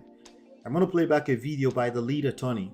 It's a guy on YouTube that talks a lot. It was a 20. He can't wait to tell us that. He said every chance he gets, he has to tell us that he's a 20 years old divorce attorney. Okay, we've heard, but shout out to TLA. I appreciate that he does that because I need to learn how to do that actually. You need to spell out every single chance you get, whatever your accolades are. Like for example, I need to talk about I am a 4 times author, right? I don't say it enough, right? So some people, he's very good at that, But excuse me, right? So the lead attorney is a guy who tends to talk about divorce, marriage, and stuff like that, and he reviews legal stuff online as well. So shout out to the lead attorney. I'm going to respond to a video in a minute here, but this is another divorce lawyer on the screen that was shared by Daddy Freeze. And this is to help him with his point that people should not get married at in their 20s. Okay, so you need to be careful with taking marriage relationship advice directly or indirectly from divorce attorneys. Okay, you need to be very careful with it. Okay, I don't know this white lady. I don't know lead attorney personally either, but I've listened to him long enough. I've been on his show. As a matter of fact, one of the first viral moments I had on this platform was via his show. But I've listened to him long enough that I know that he's well balanced. But his shows are mainly focused on the worst case scenario of marriage. Okay? So just like I tell you to be careful with listening to red flag. Of course you should know red flags, of course. Right? But if that's all you listen to, you need to be careful because you're probably going to attract what you fear the most. Okay? All right? It's just how life works. Okay? You're going to attract what you fear the most. And because I know that you will do career anyway, man or woman, yes, you will. Okay? Stop the cap. All right. Stop the cap. You will, right? Stop the cap. You need to learn how this works. Or in an holistic way. Okay? The sweet spot is somewhere in between. In the middle. It's not on the extremes. Okay? What divorce attorneys will speak from worst case scenario all the time. It's just what it is. Why? Because that's all they've seen. Especially somebody that's practiced 20 years divorce attorney is seeing the worst of them. That's what ends up in the court of law, right? For obvious reasons, right? Now, is there any benefit to learning what the worst scenarios are? Yeah, of course. I think it's the obvious. You already know. That's why you keep gravitating towards it. But you also tend to not pay attention to the downside of listening to just stuff like that all the time. Especially if you're a man or a woman of certain experiences. Naturally, you want to protect yourself from falling in the same hole again in the future. I get it. But marriage and long-term relationships, there's no way around it. It's always going to be a move of faith. Yes, literally, you put a blindfold on and you walk right into it. I'm sorry. What do you want me to tell you? Right? That's just the reality. And remember, I told you, you're going to carry anyway. Cap. You're going to do it with somebody. And you're going to end up with a child with another human being. And you will drag yourself through the mud if you're not well prepared for the other extreme end of this. Or at least the middle part of it. The healthy part of it. Because there's no extremes that work with this. Okay? So when divorce attorneys, when they give their indirect advice, they're very quick to also give you the disclaimers. They're not giving you legal advice. But then they're talking to thousands upon thousands of people online that are wholeheartedly listening to them religiously, okay? But they're not they don't really give relationship advice. Yeah, right. Stop the cap. Yes. All right. I am not giving legal advice, but I do give relationship advice. But they are advice. They're just my own opinions off of my own experiences. Okay? Purely my own experiences. And I always admonish you, encourage you to process it. Don't turn anything I say into religion. Because you go collect. Okay? Because how you apply it to every situation is different. There are principles. You know, I keep telling you, stop saying there are no principles. But there are principles, but the application is unique from story, from person to person, from individual to individuals. Okay? So it's very, very important to pay attention. So Daddy Freezer had that talking point. We covered it here some weeks ago, where he said no one should be getting married in their 20s. So we have this divorce attorney, okay, who came and said, this is what she said. I've been a divorce lawyer for 40 years.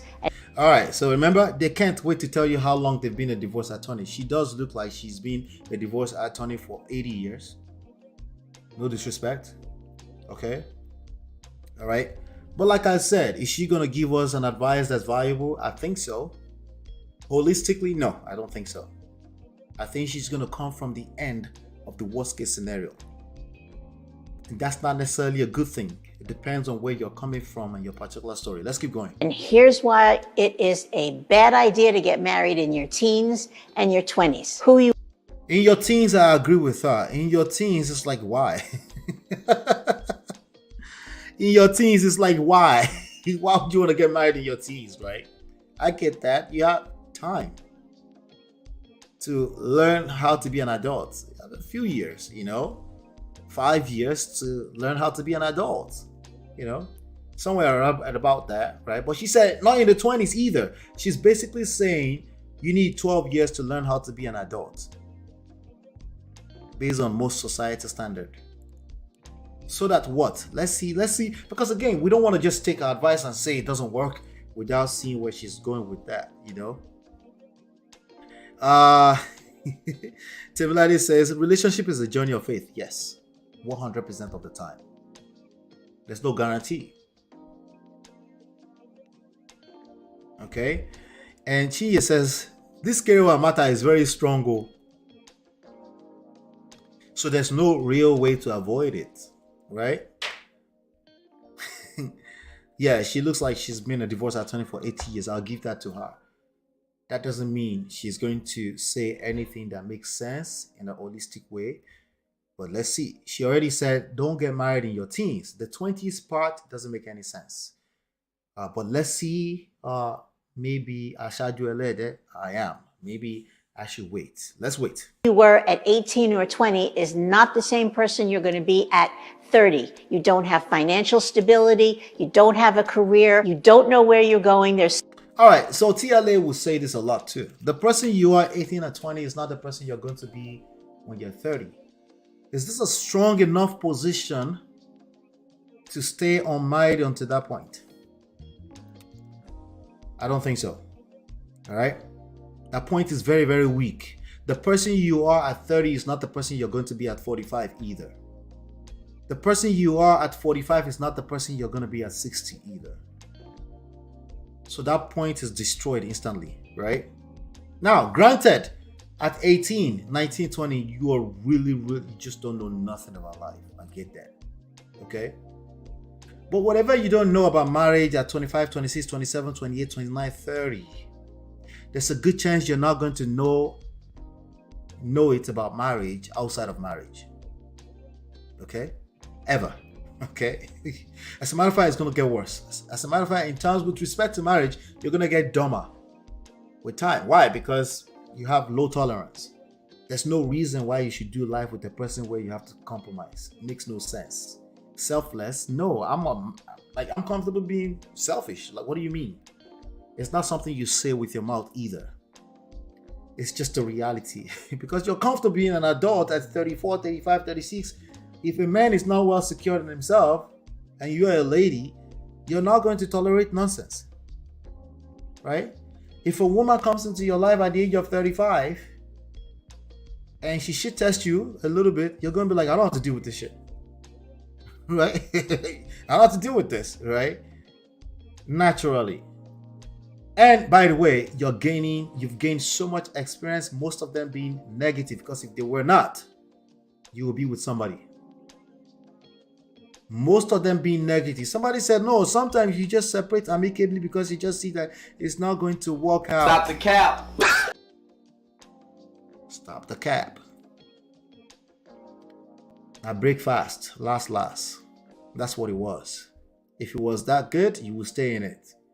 And your natural human brain is probably focused on the negative about what had happened.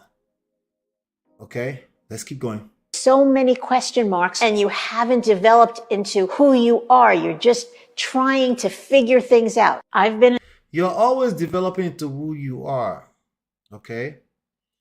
Now, there are other things that also tends to deteriorate for both men and women. I know they're very quick to call out the biological clock for women.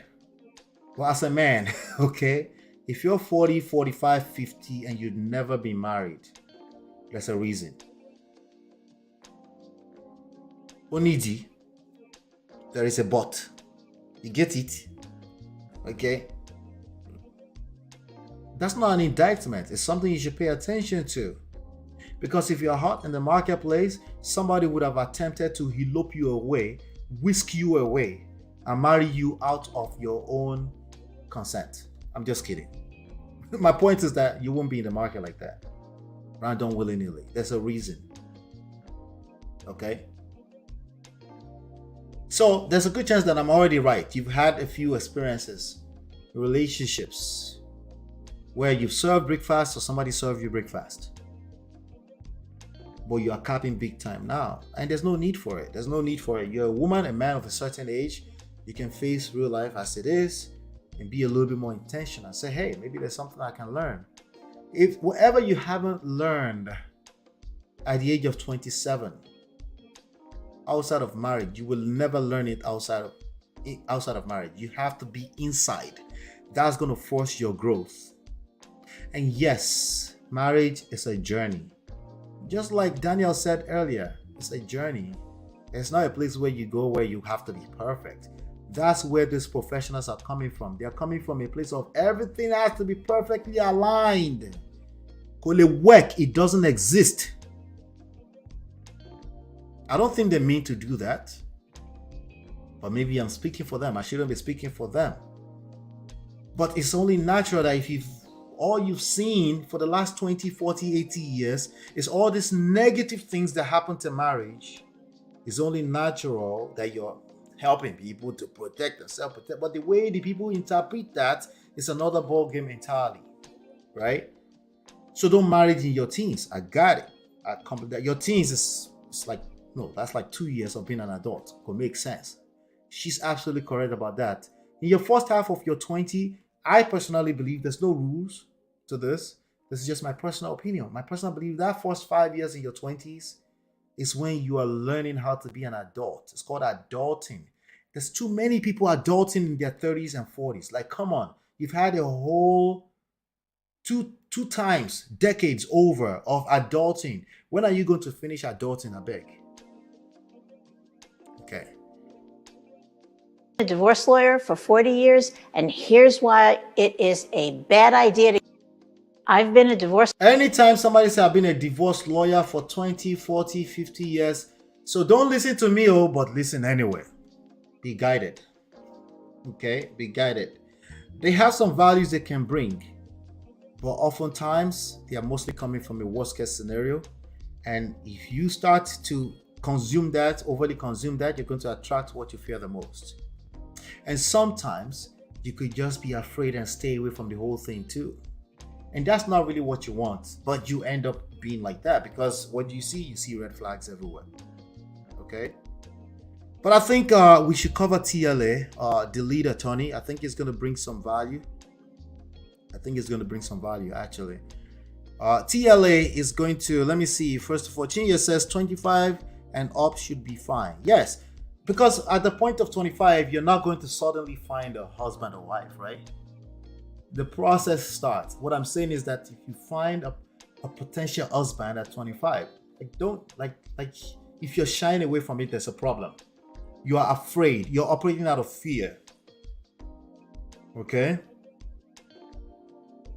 Sometimes it could be maybe you're a guy, you're a fine boy, you attract all kind of women and you think another one will come. Maybe you're wrong too. Okay? If you're a woman, if you find a potential husband who is trying to make you a wife at 25, 26, 27, and you're like, but I'm in medical school, you can chew gum and walk out at the same time.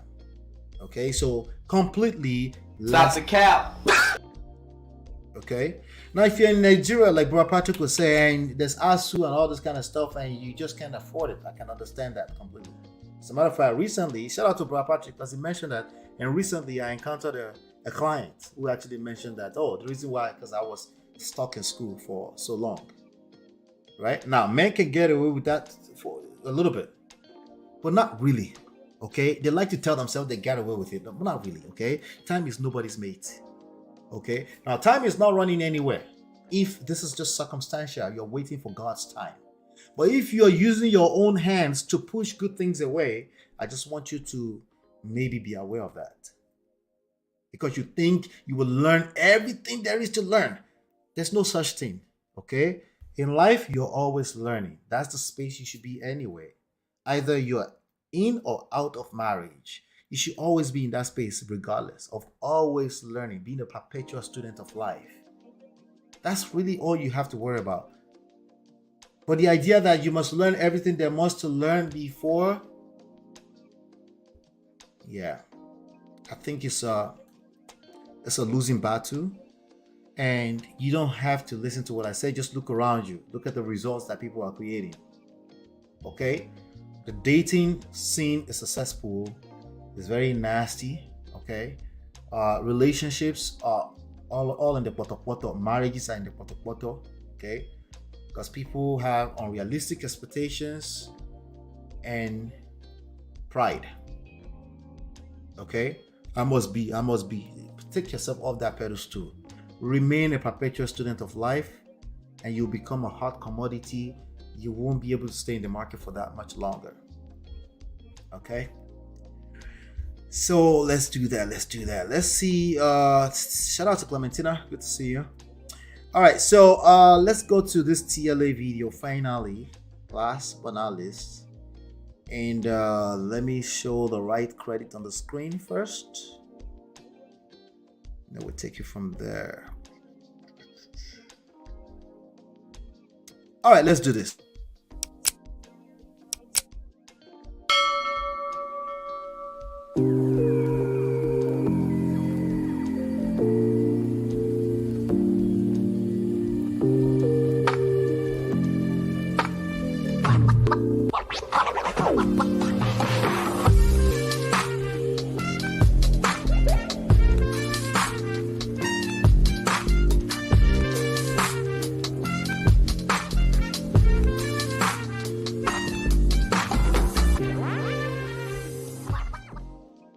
All right, so this platform is called Valuetainment Money. I think I review a video there from there last time. I'm not sure. It's called Valuetainment Money. Okay, and you could check them out. But the lead attorney was on it. Okay, and he had this to share. Basically, these are three things he thinks a man must know before marriage. I will not be disagreeing with anything he said here. I might add some context, but I will add definitely one more thing, at least one more thing that men should know before they go into a marriage. Okay. And for you ladies, the part you should listen to is the in between, like in between the lines, right? When a man is talking to you, can you tell that he's prepared for this kind of things, right? Now, ladies, you might disagree with one or two of those things, and I want to hear your disagreement and why in the chat. But let's get to it. Counselor, you are an attorney, or at least you play one on YouTube. That's exactly Respect. So let's say I'm a successful guy, I'm ready to get married. I'm wholeheartedly an advocate of getting a prenup. All right, cool. There's guys out there, we're the #1 entrepreneur channel in the world. All the guys that are watching this are hustlers, trying to make money, trying to... Before we continue, ladies, what do you feel about prenup? What's the first thing that comes to your mind when you hear prenup? Okay, and gentlemen, sorry, ladies and gentlemen, what's the first thing that comes to your mind when you hear prenup?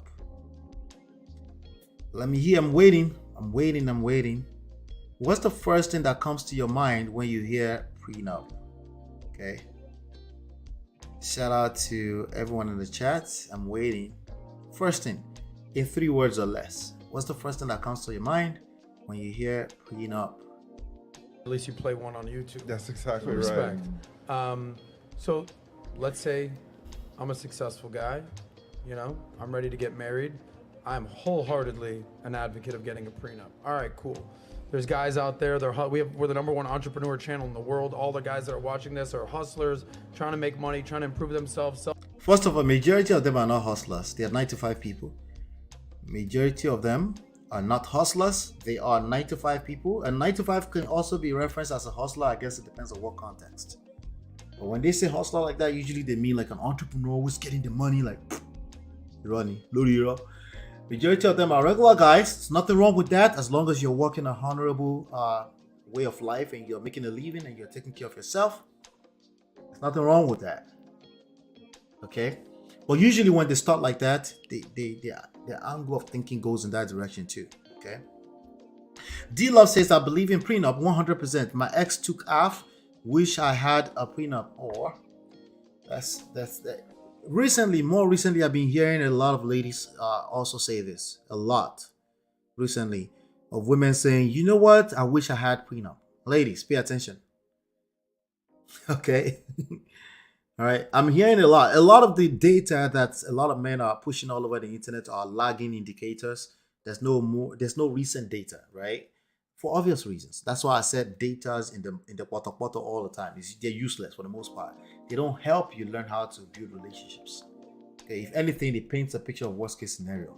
There's nothing wrong with data, but I'm just letting you, most people, the only thing they learn from data is worst case scenario. In which case they run around with that and they attract what they fear the most. In weird ways. Oftentimes it doesn't come as exactly as it sounds, but it comes as comes from a blind spot, in another angle, like in a different form, but it's the same thing essentially, right? Basically, an unhappy life. Like this is what you would like, but you're getting these results, right? But let's keep going. Self-improvement, entrepreneurs, capitalism, the whole spiel. If you could kind of give like a 1, 2, 3 checklist that every man needs to know before they enter a marriage, right? Talk about protecting your ass, protecting your assets. What are like the numbers, like top 3 things a man should know or do before marriage? The top 3 things, really there's just 2. Well, there's 3. There's 3. First, they should save up $350, $500, $700, take it down to their local attorney's office, put it on the table and pay for 1 hour's time with the most senior divorce attorney in that office. Okay. And say, tell me what I need to know. So many men are talking to their fucking pastors. They're talking to, the guy down at the YMCA. All right, so let's unpack that. The first thing he says is save up $300, $500, $700, whatever, and talk to the most senior divorce attorney in that office. What do you think about that, ladies and gentlemen? You think that's a good advice? Before you enter marriage, you're 25 and up. You're 25, 26, 27. You fell in love with a person. You're about to enter marriage. Jesus Christ. D-Love, you won't kill me. You're about to enter marriage, but you should save $300. Like most people, what they do is they save up money for the wedding, of course, right? On your coffee says, hey, on your coffee break, good to see you. He or she, a rich guy. D-Love says, Olori Bruku even took half of paid off mortgage. But we move. Ha! Oh my shield. Terrible. But anyway, so sorry to hear that. What do you think? Number one question: do you think it's a good idea to save up $300, $500? D-Love, I'm not asking you because I know what the answer will be. Okay, because now you obviously think that even if it's $1,000, it's well worth it because you would have what the TLA, the lead attorney, will call the ironclad agreement that was structured for you, right? And you would have been able to protect yourself at least, right? So I understand your standpoint, but before this session today, what would you say, right? Is that a good idea? $300, $500, $700, as opposed to just looking to save for the wedding, right? Which is what most people do. If they're not saving for the wedding, they're saving for a down payment on a house so that they can move in together, right? I think that's not a bad idea. I think that's not a bad advice at all, right? Now, the other question is that how realistic is that to ask a 25, 26, 27 years old of today? Maybe a 35, 36, 37 would be able to comprehend this better because usually they've accumulated some type of wealth, a house, right? Stuff that they don't want to lose, right? And anyway, they're thinking about how to protect themselves. That's how they're going into the marriage anyway, which I think is a bad idea too, if that's all you're thinking about, right? They're playing defense for the most part. And in any game of life, you have to be able to play defense and offense in order to win. You'll be left in the mud, in the potopoto, if all you're doing is playing defense. The league will end. And then you would have lost, right? So it's very important to pay attention to the balance that we're looking at here, right? So $300, $500, $700. I don't think it's a bad idea, right? In a perfect world, I think it's a good idea, right? Let's keep going. They're talking to all these, marriage counselors. No. Okay. There's no one more intimately acquainted with what's going to happen if your marriage goes bad than a divorce attorney. There's not one. All right, so he said something right there, okay? There's no more acquainted with if it goes bad, right? So he's right. If it goes bad, right? What do we know today? We know that about 50% of the situation goes badly. But there's only a percentage of that have any form of assets to divide. But I don't know what that number is. Nonetheless, these are terrible excuses to not have a prenup, I guess, according to the TLA. Let's keep going. One person on Got it. So step one, save that money, $500, $1,000. Go speak with an attorney for an hour. Save it for the rabbi and the priest and the pastor. Exactly the homie's right. not helping. That's Got it. exactly Step right. one. What's step two? And that will avoid this situation here where you don't know anything about what you're into. You said there's second three. Thing, the second thing is you have to get a prenup, right? And we can go into what. So the first one is talking to an attorney, the most senior attorney, for $1,000 or somewhere around that, between $500 and $1,000, right? There's a guy in the village who's like, what are they talking about? This guy's mad. But anyway, but the second thing is to get a prenup. What will give you an excellent prenup, but you have to get a prenup. The third thing is that you have to. Before he gets to the third thing, I have to say this. I watched another video where he was talking to another guy. I think his name is Ruslan something. And he managed to convince him. And to be honest with you, I felt like, that's a good point that he made, right? It's when you have a prenup, the idea of a prenup is not just to protect the other person that's asking for a prenup, it's to protect you as well, okay? But if you pay attention to what I've been saying, it's basically protection, defense, right? There's nothing wrong with that. The only time something is wrong with that is if that's all you're focused on going into a relationship, that we already said, that Timiladi helped me said earlier, that it's always a journey of faith, okay? You're going to attract what you fear the most. And if all you're focused on is protecting yourself, maybe you shouldn't go into it. If all you're focused on, the keyword is all, if all you're focused on is protecting yourself, if you've noticed that you just don't feel that safe with this woman, with this man, you might want to reconsider the idea of marriage with that person at all. Okay? Because what I've seen oftentimes is that they still end up in the poto. Human beings, the human experience is not your mate. It's mostly emotional. It's not just marriage, it's also the stock market, the business, anything that's worthwhile is driven by emotions. Okay. So far, I don't disagree with him. I don't think I would disagree with him because people like the TLA, they're always right. Well, you're right. The issue is that the human experience is not your mate. There's a lot of emotions involved in this. Okay? All right? So just the idea that all you're doing is playing defense, will it work? It's not going to work. Let's keep going. Get a personality test for yourself, and the third thing is to get personality tests for yourself. This is probably my favorite of his 3 tips. Okay? For your partner. So many men want to get married, and if I'm honest, these men are not cut out for the institution of marriage, but they don't know.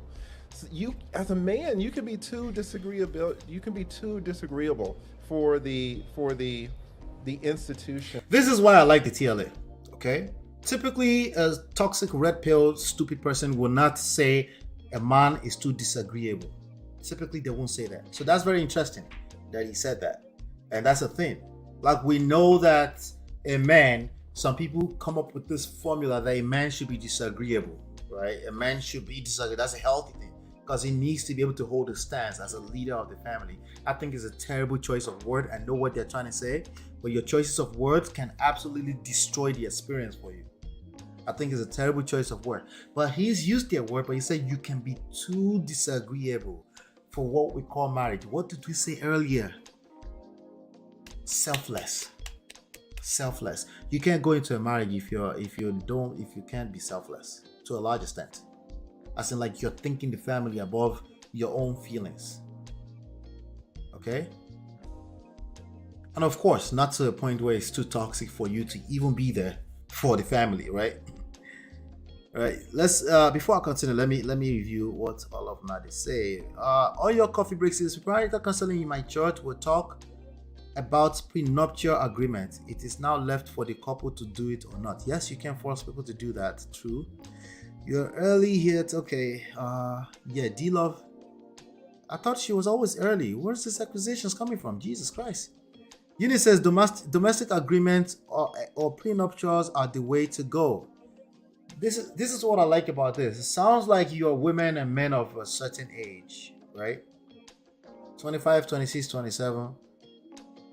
But here's the good news about that. You get into a space and you feel like things are not like you need to be clear on your future. It's also postnuptial. You can do postnuptial agreement. It's a tough conversation, but it might be necessary, okay? All right? If that's what makes you feel comfortable, okay? But like I said, if all you're doing is playing defense, you're going to collect anyway, okay? All right. And yes, your prenups will still work, but I guarantee that's not really what you want. What you want is to keep your household together. All right. So she said, I already congratulated myself. Jesus, you have to come early, D-Love. Of marriage, you can be too open. They don't know. You, as a man, you can be too disagreeable. You can be too disagreeable for the institution of marriage. You can be too open in terms of the. That's the opposite. Your lifestyle, where it's not going to be congruent with marriage. There's a. Now keep in mind, he's talking about a personality test. Okay, this will give you, let you understand your personality, right? As opposed to casting these stupid pale things on yourself, like, oh, I'm just red or I'm just blue. No, as opposed to doing that, you understand there's a spectrum. You understand in a little bit more detail what kind of person you are in terms of personality. That's what he's talking about. Guy on YouTube, an excellent guy, and he said that the best relationship he ever had was with a woman who he didn't have sex with. Stop the cap. Ended up not having sex, and he dated her for years. Stop the cap. Is it because she cut him off? No. He stopped being attracted to her. Why? Because he's the type of guy where he needs variety. And he was totally in love with this woman for the first 3 months, 6 months. After a year, when he saw her naked, he got bored, huh? Nothing. He stopped having sex. This is a man that is not fit for the institution of marriage. So many men assume that they're. He almost wants me to, like, he's about to make me bring up compatibility in the way that I don't like. I don't like when people bring up compatibility because I think there's events that will happen that will make you question compatibility anyway. But like somebody didn't want to, I think it's a terrible example. I don't know. It's just terrible analogy. He dated a woman without career for years. But then the moment they did career, he was bored the next year and suddenly he's not fit for marriage. No. He served breakfast. That's okay. We don't have to take that too deep, okay? Can you discover that in the personality test? Yes, and if you know what this reminds me of, by the way, the famous phrase, like, show me a hot chick, I'll show you a dude who's sick of banging her. Yes. You never heard that before? Absolutely. Those are the guys who like variety, Baskin Robbins type dudes. But I just want to pause for a second. No, I've heard that before too, but that has nothing to do with the institution of marriage. That's just a Kiriwa talk, okay? It's very powerful what you just said right there. Because, like, I don't know any of this kind of stuff. You're talking about a dude that is willing to, like, enter into a long-term relationship, wants to have kids, successful, he's at that point of his life, and I'm like, all right, TLA, lead attorney, teach me something. And you're like, here are the 3 things that you need to do before you get married to protect your assets. Number 1, spend $1,000 and speak to an actual legitimate attorney and get some advice. Not your pastor, not your priest, not your rabbi, not the dude down the street. So those were the 3. So the first one is talk to an attorney for $1,000 or between $500 and $1,000, he said, right? The second thing is get a prenup, right? He's talking to men, right? For some reason, he's talking to men. And yet I have women here who says they wish they have had it. Okay, so maybe we can change the tone of that conversation. The idea, like Uni said, is divorce gets very messy.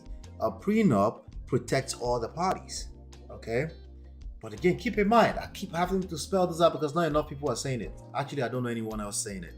If all you're doing is playing the protection and defense game, it's better to stay away from marriage altogether. Because it's work. Okay, all right, good. You also have to play offense. So let me help him add a 4th one onto it. And then we end this particular session, okay? Brother Patrick, if you're there, let me know if you wanted to come up to add on to this. But if you're not, that's fine. We'll end the session in a second.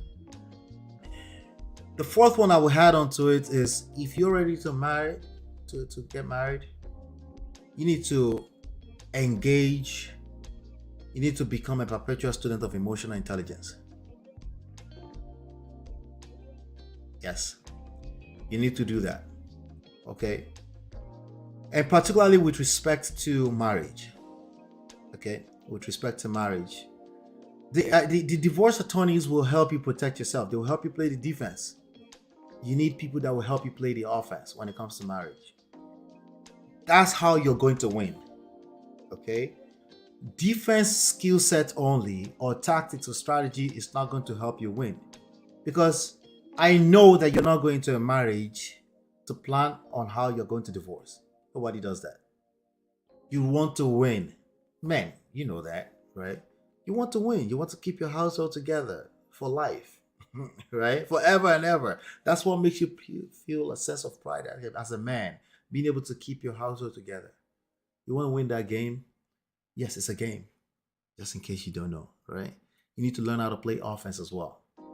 Divorce attorneys are not going to be able to help you with that. He'll be the first to tell you. He said, actually in this particular session, he said, I don't give relationship advice. I'm not a marriage counselor. I agree with him. Okay? But there's going to be more than enough lames. Okay? Lack of game. That would take what he said anyway, including that statement that I'm not a marriage counselor as a counsel. You get what I'm saying? So you need to understand that you need to learn how to play offense. Okay? You need to understand that you need to learn leadership, particularly when it comes to the emotions, the stability, the tone you set in your family, right? You need to learn how to seduce your wife, right? And ladies, how to seduce your husband. You need to learn how to orchestrate, design, influence the type of attraction level you would like to maintain between you and your romantic partner over time. Obviously, divorce attorney is not going to show you that, right? How do I know that you need to learn that? Because there's a good chance you're not just going into a marriage just because of duty, even though you say that to yourself. It's not true, because I know you fell in love like a true simp that you are, right? You really want the experience of a woman who falls in love with you and make you, fall, heads over heel, right? You want that experience. Well, what comes with that experience is that the other side of it, the flip side of it, when things start to discombobulate and things start to fall apart, is that it can get very, very ugly too. And usually what you're going to do at that point in time is not go into the wardrobe. You're not going to go into the closet and dust off the ironclad prenup. That's not what happens. What usually happens is that you end up more in the mud, in the quata, you argue back and forth, toxic. God forbid people lay hands on each other. It gets very, very bad. You teach your kids what terrible relationships look like. And usually the last resort is you pull out the prenup. Oh yeah, we do have prenup. Now the only thing you're left with is to play defense, but you already lost. You didn't lose financially because you protected yourself financially, but emotionally you lost big time. That pain is going to follow, even worse, is going to follow you to your next relationship. You go collect. Right?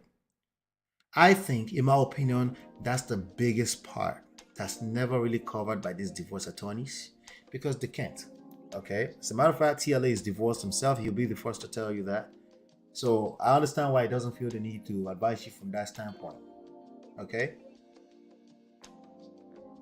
But you need to know that if you're going into marriage, stop the cap. You're not going there because you need to protect yourself. Stop the cap. You're going there because you truly would like this to work for a lifetime. Somebody said, no, but we should have 2 years renewable marriage license, blah, blah, blah, blah, blah. Yeah, that's nice and cute for banters. Majority of us were not raised with that type of value, right? We want the stupid Hollywood stuff, okay, where everybody just fall in love forever. and we know that that's realistic. It can happen, but you first of all be dragged through the mud before you come out on the other side a winner. It's still worth it, but if you're not well prepared for it, it will destroy not just the marriage, but destroy you. You won't be useful to your next partner, because what do? Perpetuate the idea of always looking to protect yourself. On the surface, there's nothing wrong with that. You should be wanting to protect yourself. But what I'm saying is that this is a game that you're actually trying to win, right?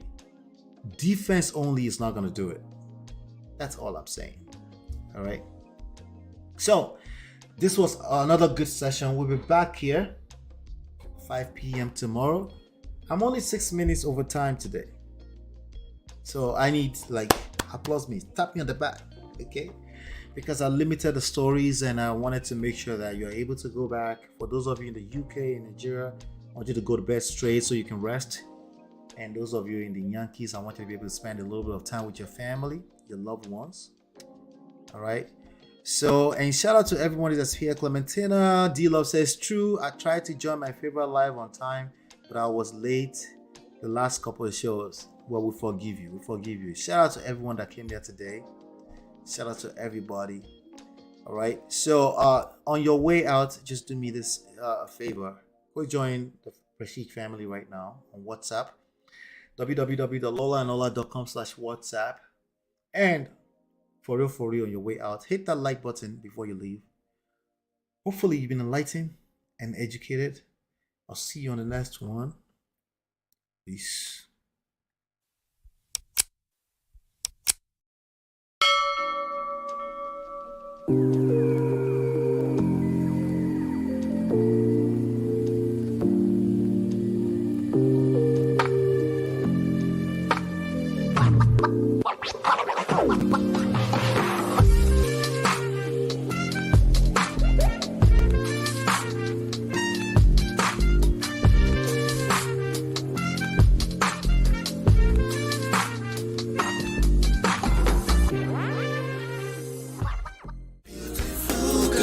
Your love that I've been missing. I miss all your hugs, your touching and kissing. Make love on the floor, the couch in the kitchen.